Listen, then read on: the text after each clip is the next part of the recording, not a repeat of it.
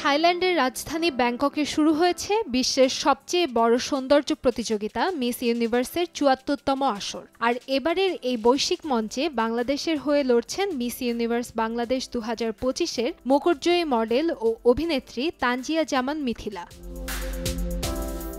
১২১ দেশের সুন্দরীদের সঙ্গে শ্রেষ্ঠত্বের এই লড়াইয়ে অংশ নিয়েছেন মিথিলা। তিনি জানান, প্রতিযোগিতায় বিজয়ী নির্ধারণে ৫০% ভোট এবং ৫০% বিচারকের রায় বিবেচনা করা হবে। আর এই দুই মানদণ্ডে সর্বোচ্চ নম্বর অর্জনকারী হবেন এবারের মিস ইউনিভার্স। নিজের অভিজ্ঞতা শেয়ার করে মিথিলা জানান, থাইল্যান্ডে আসার পর এখন পর্যন্ত যতগুলো ইভেন্ট হয়েছে প্রতিটিতেই ভালো পারফরম্যান্স করেছেন তিনি। আগামীর ধাপগুলোতেও সর্বোচ্চটা দেওয়ার আশা ব্যক্ত করেছেন মিথিলা। প্রথমবারের মতো মিস ইউনিভার্সের মঞ্চে বাংলাদেশ একটি ভালো অবস্থানে আসতে পেরেছে, যা নিয়ে আশাবাদী তিনি। তার প্রত্যাশা, দেশের মানুষের সমর্থন পেলে এবারের প্রতিযোগিতায় বাংলাদেশ বিজয়ের সুখবর পাবে।